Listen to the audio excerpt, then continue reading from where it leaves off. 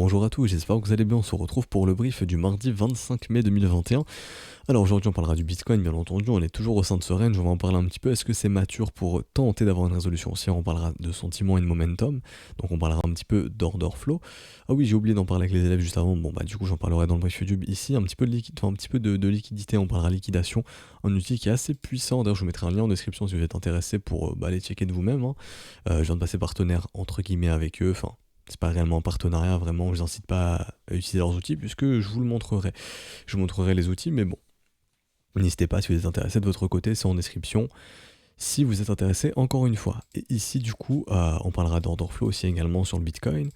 Tac, tac, tac, je vais juste passer en 1 heure, donc je prépare ce qu'il faut. Ok. Et on parlera des altcoins, donc au menu du jour, hein, ça sera Ether, XRP, j'en parlerai pas. LTC non plus, j'ai déjà fait l'update récemment. Et je parlerai de BNB qui revient en commentaire, Aion qui revient beaucoup. Et peut-être ICX, si on a le temps, j'en parlerai. Et l'Ether, je sais pas si je l'ai déjà dit, mais bien entendu, bien évidemment. Alors Bitcoin, pour le moment, toujours dans ce range, donc ça serait une analyse exclusivement court terme aujourd'hui, puisque on est dans un range, donc il n'y a rien à dire, hein. On me dit souvent, oui, tu te mouilles pas au sein du range, tu dis pas la résolution, mais comme je le répète souvent, il n'y a même pas à se mouiller, c'est un range, c'est 50-50. Il n'y a pas à dire, oui, on va partir au nord ou au sud. Un range, c'est vraiment 50-50. Donc si je vous dis ça résole au nord et qu'on va au nord, vous direz, le trône, c'est un génie. Si je vous dis ça va au sud et que ça va au sud, vous direz, je suis un génie. Si je vous dis que ça va au sud et que ça va au nord, vous direz, je suis con. Ou je suis mauvais, mais non, en fait, c'est un range. Donc c'est vraiment du 50-50.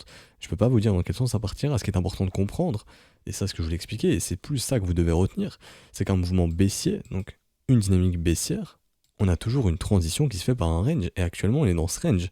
Maintenant c'est de savoir, ça je peux supprimer du coup, maintenant c'est de savoir si ce range nous permettra, par la suite, de regagner une dynamique haussière. Donc si on est vraiment dans la phase de range qui peut mettre un terme à cette dynamique baissière et retrouver un marché qui va retracer, je dis bien retracer dans un premier temps et pas faire de nouveaux sommets, hein, je vais pas créer l'euphorie directe ou à la lune, mais simplement de retracer dans un premier temps.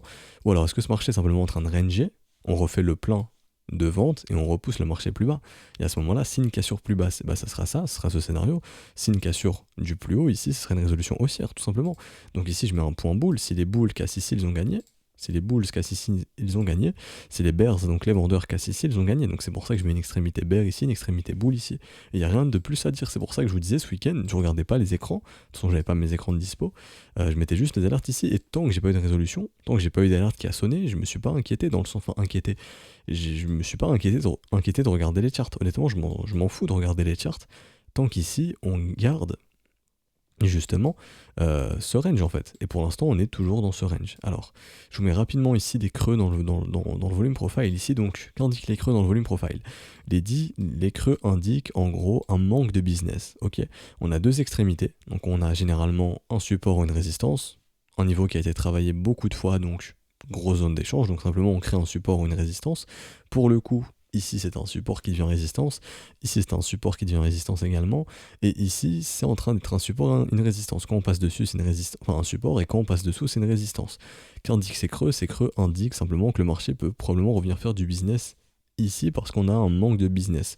Sachez que le marché aime proposer le plus de prix possible et proposer le plus de business possible. Donc si ici on a bien traité cette zone, il n'y a plus intérêt à y rester. Parce qu'au bout d'un moment, on ne trouvera plus de business dans cette zone. On va épuiser cette zone, on aura fait assez de business, il y aura eu assez d'échanges. À ce moment-là, on aura eu l'offre ou la demande qui prendra justement un coup. Donc l'offre sera out ou la demande sera out, ok. Et comment on pourra voir ça? Et bien avec les spreads, et je vous montre ça rapidement. Juste ici, les spreads donnent cette... donc là, je vais passer sur les spreads Bitcoin exclusivement. Les spreads donnent cette information d'offre et de demande. Donc actuellement, sur le mouvement baissier, on peut clairement voir que l'offre, surperformait la demande. Donc mouvement baissier, offre qui surperforme la demande, c'est tout à fait normal. Maintenant, on voit qu'on a de même, du côté de l'offre, une pause. C'est-à-dire que pour l'instant, on ne fait pas de nouveau plus bas du côté des spreads. Ce qui veut dire que l'offre n'arrive pas à faire un nouveau plus bas.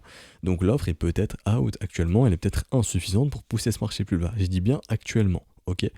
Si on voit ici également un W prendre forme comme ceci, et qu'on se remet à repartir sur une dynamique haussière, on se dira, ok, la demande est bien de retour dans ce marché, cassons le range vers le haut, et reprenons le retracement. Et je dis bien retracement, je parlerai pas de ça y est, reprenons le mouvement haussier, allons chercher les 70 000, loin de là. Juste un retracement dans un premier temps, donc entre les 53 grosso modo et les 48 000 $. Vraiment une énorme zone. Mais pour l'instant, les spreads ne donnent pas l'information que ça y est, l'offre est morte, juste un ralentissement. et ne donne pas non plus l'information que la demande est de retour. Donc ça aussi, les spreads indiquent quoi? S'ils n'arrivent pas à donner une direction claire qui est offre sur perform demande ou demande sur perform offre, c'est que c'est un range, et on est actuellement dans un range. Et même les spreads, si je voyais sur les spreads, comme je vous ai dit, vraiment une direction claire également, je vous dirais, ok, l'offre est toujours présente, ce range sera probablement connaîtra une résolution baissière. Mais pour le moment, même les spreads sont neutres. Donc même lui, le marché pour l'instant ne sait pas où partir. On a un équilibre qui se trouve entre la demande et l'offre. Et on est en train de justement faire cette phase de range qui pourra poser un bottom temporaire pour viser un retracement. Et quand j'insiste bien sur le retracement, ok? Donc tout simplement. Et donc on peut aller voir par contre d'un point de vue momentum, quand on arrive proche des bornes du range, de se dire ok, est-ce qu'on a une divergence qui sur le bas du range nous indique que ça y est on est prêt à rebondir, comme c'était le cas ici par exemple. Ça j'en ai pas parlé, j'en ai parlé il me semble mais je l'ai pas expliqué comme ça. On arrive sur le bas du range, la divergence se dessine ici, même celle-ci, donc perte de momentum du côté des vendeurs sur le bas du range, donc probablement les bulls qui repoussent le bas du range, c'est un range, donc on fait le ping-pong comme ça, tac, tac, tac, tac, tac. Donc on peut très bien refaire ça, ok? Rappelez-vous ce qui nous annonce qu'on est mature généralement pour casser un range. Il y a soit le technique c'est simple. C'est-à-dire ici, on se colle, enfin on vient assez proche de la résistance, on consolide comme ça. Il y a un momentum qui est bull, donc on se remet à avoir du W sur le momentum, on commence à faire des W également. Là on casse, là on résout. Là on a la résolution, ok? Donc à ce moment-là, oui, là on peut parler de résolution haussière, il n'y a aucun problème. Et on peut dire que le range est mature pour casser vers le haut. Actuellement, on voit quoi? Techniquement, on voit en 1 heure pour le coup, donc là c'est très court terme, au cours des prochaines heures. Pendant la session européenne, ça peut être avalé, donc on verra ça du coup, actuellement, ça, on est en plein dedans. On verra lorsque les Américains arriveront à 15h cet après-midi, enfin 15h30, on verra si les Quinry, eux pour le coup, vont récupérer le momentum, et si on va avoir la cassure du range. Ok, je pense plus que ça va jouer pendant la New York Hill Zone, donc quand Wall Street va arriver, que pendant la session européenne. Actuellement, ce qu'on voit, c'est une perte de momentum. Donc pour ce matin, on voit perte de momentum qui indique quoi? De la consolidation au niveau du haut du range. Donc pour l'instant, vous voyez ici, quand on arrive vers le haut du range, les bulls commencent à perdre un peu de force. Ici sur ExoChart, je vois un petit peu où les gros se positionnent, où les vendeurs se positionnent, hein, et on voit clairement que ici, il y a de gros qui se positionnent à 39 007, 39 002, 39 003 ici, et même ici également 38 300. Donc eux, ils vont tout faire pour défendre leur position. Il y en a même un ou un groupe de gros qui viennent de se positionner ici, là, tac, aux environs des 38 200 aujourd'hui. Donc les gros short le haut du range, tout simplement.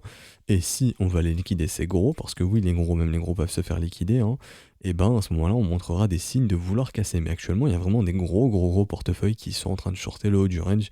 Donc vraiment, je le répète, faut pas crier victoire trop vite. D'un point de vue liquidité, là, donc là je fais le parallèle très rapidement. D'un point de vue liquidité, ici, on voit en tout cas sur BitMEX, dommage, j'ai pas d'autres data, mais bon, frag BitMEX, on voit qu'il n'y a plus tellement de liquidité au sud, d'après ce que donne l'indicateur. Bon, là, j'ai pas l'historique précédent, c'est dommage. Mais il y en avait pas mal également.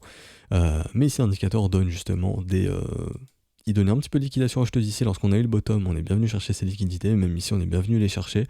Ensuite on est reparti directement et on a encore un tout petit peu ici l'approche des 36 400, 36 500. Je vais voir si j'ai affiché tout ce que je voulais afficher, 100, 150, 25, ok, c'est bien, c'est bon. Et donc ici côté vendeur, de ce que donne l'indicateur, il y a un paquet de liquidités jusqu'aux 40 700.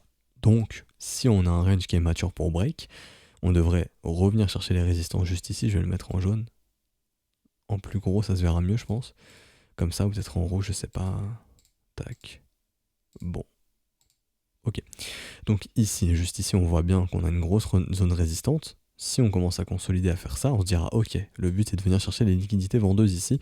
Et donc, je switch de chart maintenant, je vais en daily juste ici. On est dans la même zone de combat. Donc le range que je vous ai montré, je l'ai identifié ici en daily. Ok. Donc entre les 42 400 et les 29 800. Si on a une résolution haussière, quelle structure voyez-vous ici? Du W, tout simplement. Un W indique quoi? Un W indique une dynamique haussière. Un M indique une dynamique baissière. Ok?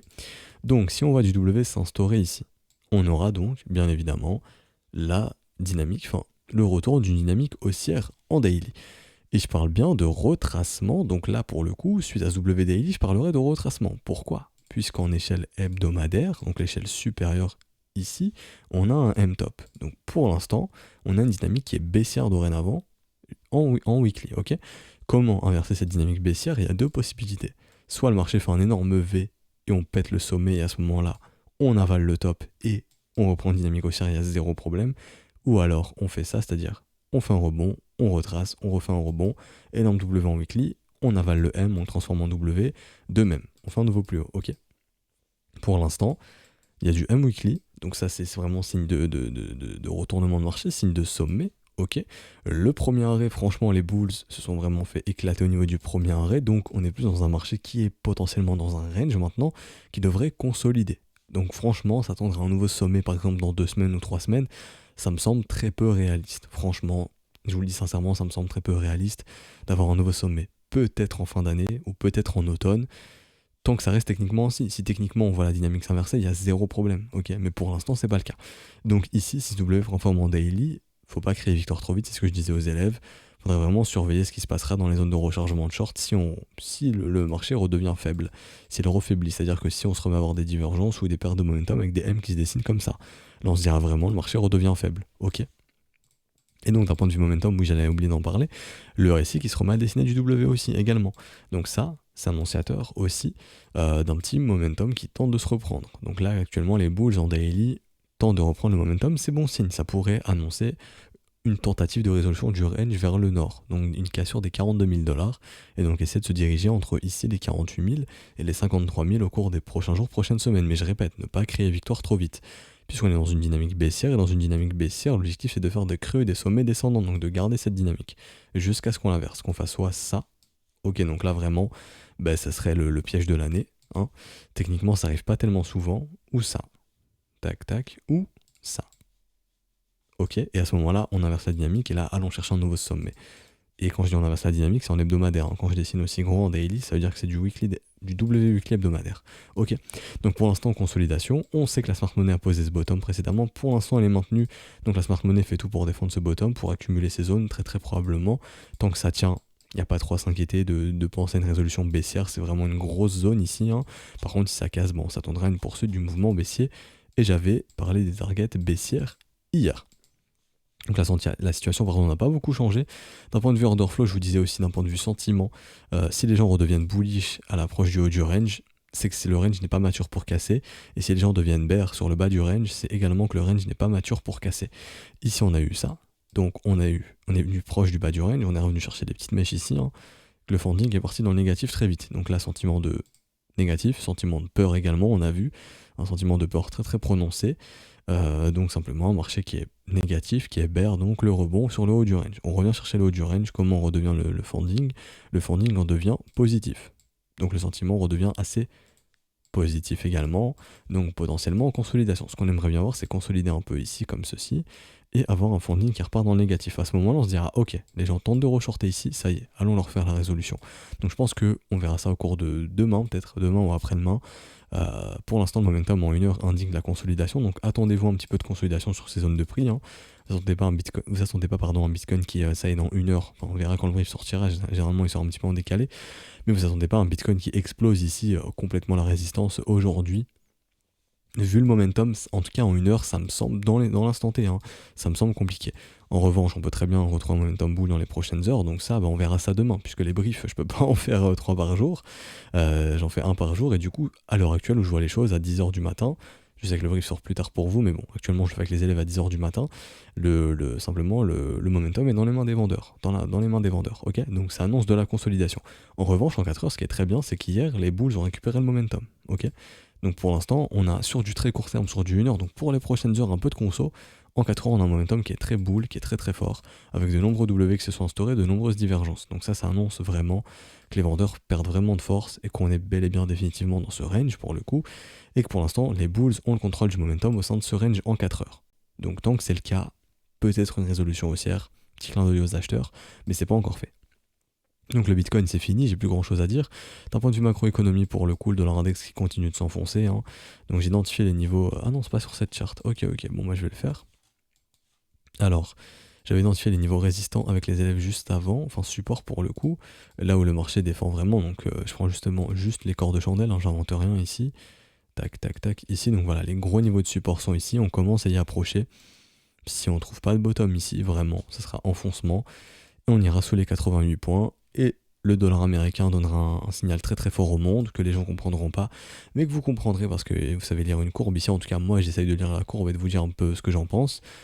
Et le dollar américain donnera un signal au monde on est dans la merde, notre dollar il va être dévalué, imprimons plus, tout simplement. Voilà, c'est ce que j'en pense. Poursuivons l'impression monétaire, on a déjà imprimé 25% en un an, continuons, ça y est, c'est le coup de massue, on n'en a plus rien à foutre, on imprime, on imprime, on imprime, on imprime, on dévalue, c'est la fin, mais voilà. Autant d'évaluer, autant le faire pour quelque chose, et continuons d'imprimer, tout simplement. Et pour moi, ce sera le signal donné. Et donc ça c'est très positif pour l'or, l'argent, qui pour l'instant eux sont très boules, hein. Un or qui est en train de casser son premier arrêt, en ayant maintenu son premier arrêt également ici.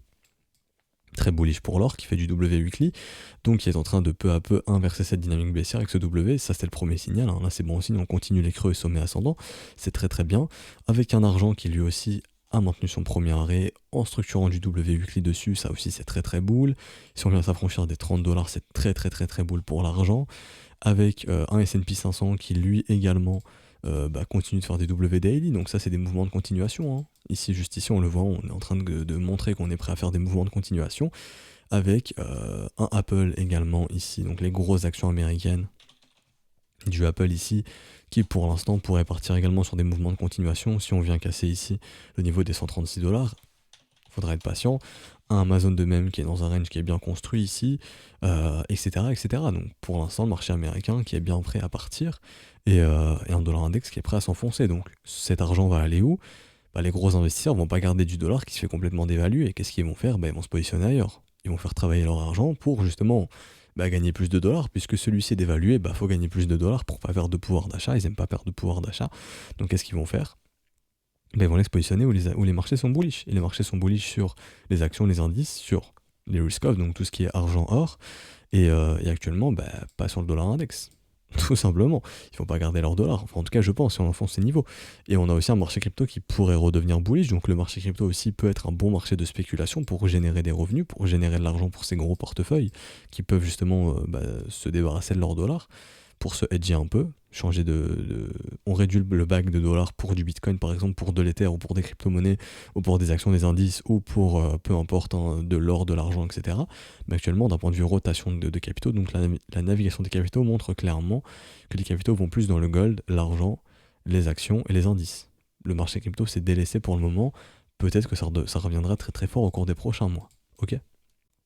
Alors, Ethereum pour le coup, comme Bitcoin dans sa zone de combat pour le moment, pas de résolution, on attendra, on est patient. On verra si on a une résolution ou non. On est en train de céder quelques petites trendlines. Ça commence à devenir assez intéressant. Maintenant, je le répète, ça c'est pas signe de victoire, hein. Faut vraiment avoir des structures de l'autre côté. Donc comme ceci, pour retrouver un momentum bullish complètement, et également aussi de ce côté. On n'est pas encore sorti de l'auberge ici sur Ether, on est toujours dans le range. Rien de plus à dire, ok? Faut venir casser ici les... du coup, je peux déplacer les ranges pour... Non, je vais le laisser ici.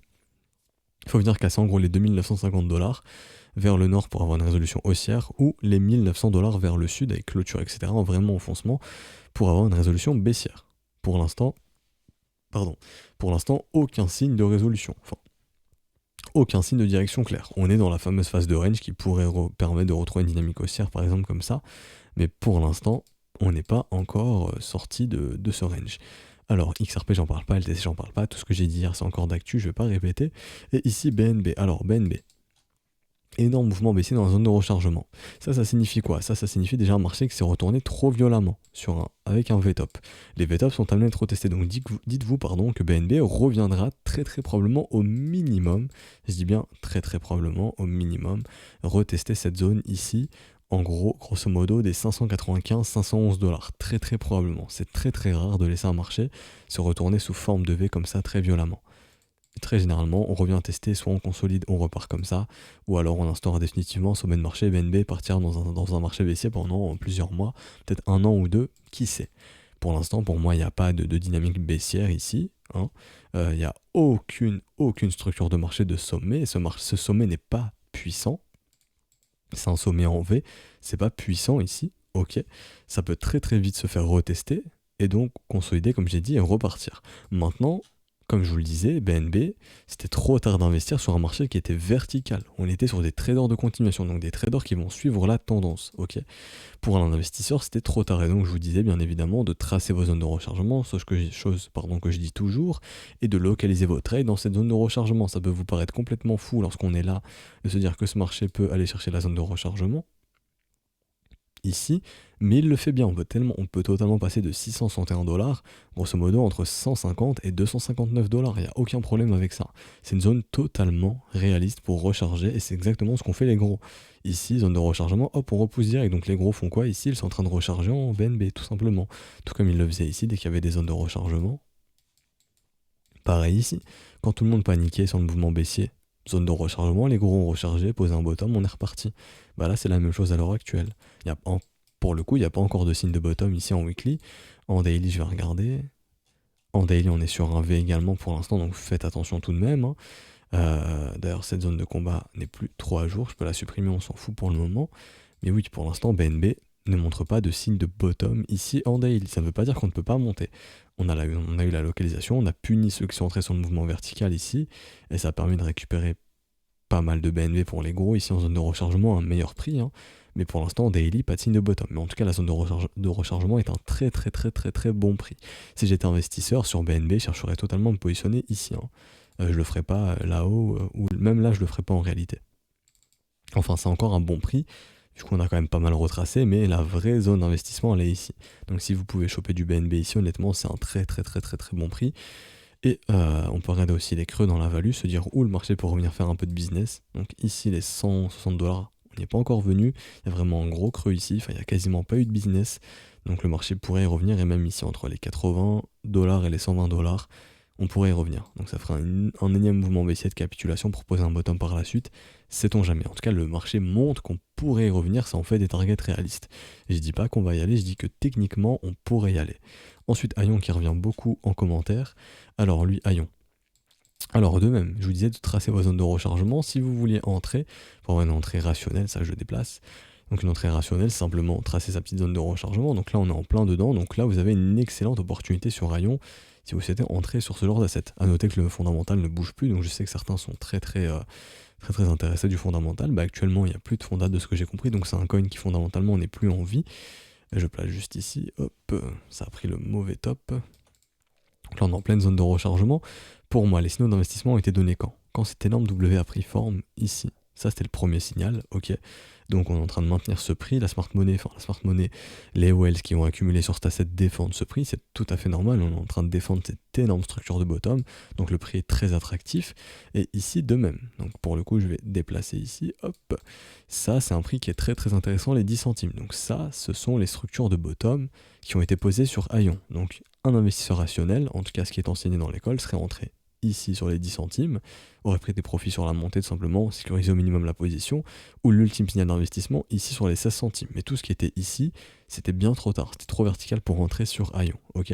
Maintenant qu'on regarde Aion, si vous êtes intéressé vraiment par lui, hein, si on regarde sur vraiment le très très long terme, donc oui c'est vrai que j'en parlais du shakeout, du gros mouvement qui permet de secouer les investisseurs et donc de retrouver des prix très très attractifs, donc généralement dans les zones de rechargement. Quand vous regardez Aion, on est encore sur un marché qui est encore très très loin d'avoir exploité son potentiel, si je puis dire. C'est-à-dire qu'un marché, même si son fondamental est mort, il peut quand même venir chercher son premier arrêt. C'est-à-dire ici 4,80 $. Et je dis pas que Aion va obligatoirement venir les chercher, je dis juste que même si un fondamental est mort, un asset peut se retrouver sur ce premier arrêt, simplement signe de dé de 4 bandes, c'est d'un marché qui se reprendra peut-être jamais ou qui fera jamais de nouveau sommet. Mais en tout cas, on peut très très bien avoir une inversion d'offre et de demande, et d'avoir un marché qui monte doucement mais sûrement. Je sais que ça peut paraître complètement fou, mais il y a des assets qui font totalement ça. Par exemple des assets comme ça sur KuCoin, il me semble que le fondamental était totalement mort, et ça on l'a vu un petit peu avec les élèves, le truc ça l'a pas empêché de performer, il performe énormément, donc ça se trouve le fondamental est de retour, mais il me semble pas qu'il y ait un fondamental qui est monstre ici, hein. Et on le voit tranquillement, le truc il a fait 4400%, tout comme il y a des trucs, j'ai plus de noms en tête, mais il me semble ça. Ah non, c'était sur Coinbase, du coup je pense que ouais, ça a été mis à jour, mais bon, il y a des projets sur Bittrex, je vais voir sur Bittrex, par exemple, pour vous donner un exemple, Bittrex en USD, alors, des trucs qui ont vraiment retracé, mais comme jamais, qui n'ont pas de fondamental, peut-être ça par exemple. Voilà, par exemple ça il y a zéro fondamental il me semble, ça l'a pas empêché depuis son bottom de faire, en tout cas le fondamental est mort, de faire ici une perf de 1700%, ok. Et donc d'être actuellement également dans une dynamique complètement haussière. Parce que là, il y a de gros signes de bottom. Le bottom a été posé ici aux environs des 42 centimes. Donc pareil, c'est sur complètement un shitcoin comme ça, on a aussi des structures de bottom qui montrent que le marché est prêt à retracer, et chose qu'il a commencé à faire. Et il peut totalement se diriger ce marché vers son premier arrêt, ce serait pas aberrant. Donc un Aion peut faire de même. C'est pas un... En fait, j'ai pas envie de vous vendre du rêve avec Aion. Je vous montre juste en fait qu'il n'y a pas besoin d'un fondamental de ouf pour faire des profits, puisqu'on est dans un marché qui cherche la spéculation. S'il y a des mecs qui ont accumulé, qui ont les moyens de pousser le marché, le feront, fondamental ou pas. Et donc actuellement sur Aion, les structures de bottom sont défendues, donc ça montre vraiment que les whales qui ont accumulé sont en train de maintenir les prix sur ces niveaux pour pas qu'on aille plus bas. Ils sont en train de défendre leur position, donc en gros, d'un point de vue localisation, tout ce qui revient entre 10 centimes et 18 centimes sera probablement très défendu. Okay, et donc le petit dernier pour finir, ICX aujourd'hui, qui pour le coup, lui fondamentalement est encore en vie, il me semble, donc fondamentalement c'est encore intéressant. Je vais mettre l'aimant ici, et comme Aion, on a un fondamental qui n'est complètement pas mort ici, non, contrairement à Aion ici, il me semble que le fondat n'est pas mort. Actuellement, de même, les gros W qui ont été posés ici, les gros signaux d'investissement maintiennent le prix. On voit qu'on est revenu chercher tout pile la ligne de coup, on repart directement. Donc très bonne localisation de tout ce qui se passe ici, c'est très bien d'un point de vue localisation, ok. Donc grosso modo, la zone de rechargement, c'est très bien. Les lignes de coup ici également. Et on a même des lignes de coup plus bas, juste ici, ok. Et même juste ici en réalité. Donc là vraiment il y a de gros niveaux support où les whales ont accumulé. Donc grosso modo tout ce qui vient ici sur ICX c'est vraiment de très bonnes opportunités, donc de 30 centimes jusqu'à 80 centimes, vraiment une bonne opportunité. Maintenant, si vous voulez savoir quand est-ce que le marché se retournera, tout simplement attendez de voir une dynamique haussière se mettre en place. Pour l'instant c'est pas le cas, donc il n'y a aucun signe de bottom, donc on pourrait totalement décider d'aller faire un petit tour, là-bas, c'est-à-dire hop, faire ça pour poser un bottom par la suite, ok. En tout cas en daily je vois pas de signe de bottom, peut-être qu'il est présent, mais en tout cas la chart le confirme pas encore. Et d'un point de vue momentum, c'est le cas aussi, il n'y a pas encore de signe de momentum haussier. Donc patience ici. Donc on va s'arrêter ici, j'espère que ça vous aura plu. Si c'est le cas, n'hésitez pas à laisser un petit pouce bleu, à vous abonner si ce n'est pas déjà fait, ça ferait super plaisir. À nous rejoindre sur Discord, le lien est en description et dans les commentaires. Si vous souhaitez rejoindre l'école via le Patreon, il faudra attendre le 1er juin. Si vous souhaitez rejoindre l'école maintenant, vous pouvez le faire via les paiements crypto, ça ne changera strictement rien, ok. Vous entrez le 25 mai par exemple, pour un mois, via les paiements crypto, vous avez accès jusqu'au 25 juin, ça change strictement rien du tout. C'est Patreon simplement qui fait les refacturations le 1er, donc en début de mois. Je vous souhaite une bonne journée, on se retrouvera donc demain pour une update du marché. Ciao ciao.